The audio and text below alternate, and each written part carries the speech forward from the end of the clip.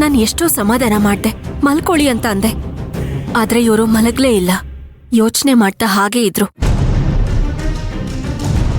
ನಾನ್ ಕೇಳ್ದೆ ಯಾಕ್ರಿ ಅಂತ.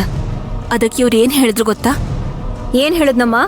ಇಲ್ಲ ಮಂತ್ರ, ನಂಗೆ ಯಾಕೋ ತುಂಬಾ ಭಯ ಆಗ್ತಿದೆ, ನಿನ್ನ ಎಲ್ ಕಳ್ಕೊಂಡ್ಬಿಡ್ತೀನೋ ಅನ್ನೋ ಚಿಂತೆ ಆಗಿದೆ ಅಂದ್ರು.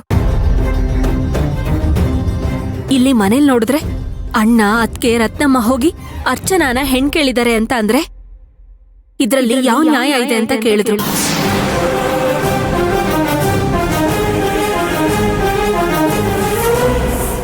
ಇವರೆಲ್ಲ ಯಾಕೆ ಹೀಗ್ ಮಾಡಿದ್ರು, ಏನಾಗಿದೆ ಅಂತ ಅವ್ರಿಗವ್ರೆ ಪ್ರಶ್ನೆ ಮಾಡ್ಕೋತಾ ಇದ್ರು. ನನಗೆ ಭಯ ಆಗಕ್ ಶುರುವಾಗೋಯ್ತು.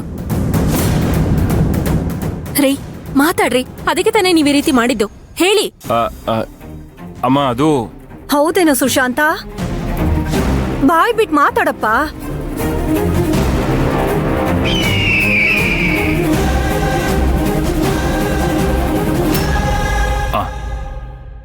ಹೌದಮ್ಮ.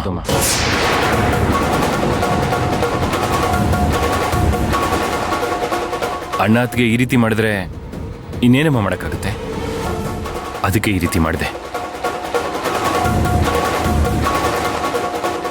ಅಲ್ಲ, ಅದಕ್ಕೆ ನೀವಿಬ್ರೇ ಹೋಗಿ ಯಾರು ಇಲ್ದೇ ಇರೋ ಅನಾಥರ ಹಾಗೆ ಹೀಗ್ ಮದ್ವೆ ಮಾಡ್ಕೊಂಡ್ ಬಂದ್ರೆ ಹೇಗಪ್ಪ? ನಾನ್ ದೇವಸ್ಥಾನಕ್ ಬರ್ತೀನಿ ಅಂದೆ ತಾನೆ, ಬೇಡ ಅಂದೆ.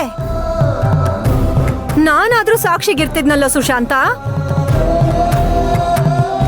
ಈ ಹಿರಿ ಜೀವ ಸಂತೋಷ ಪಟ್ಕೊಳ್ಳೋದಾ? ಅಮ್ಮ ಅದು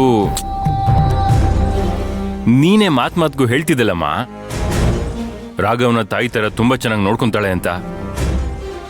ಮಂತ್ರ ಶಾಂತಿನಿವಾಸದ ಸೊಸೆಯಾಗಿ ಬಂದ್ರೆ ತುಂಬಾ ಚೆನ್ನಾಗಿರುತ್ತೆ ಅಂತ ನೀನೇ ಹೇಳ್ತಿದ್ದಲ್ಲ. ಈ ತರ ಹುಡುಗಿ ಹುಡುಕಿದ್ರು ಸಿಗಲ್ಲ ಅಂತ ನೀನೇ ಹೇಳ್ತಿದ್ದಲ್ಲ.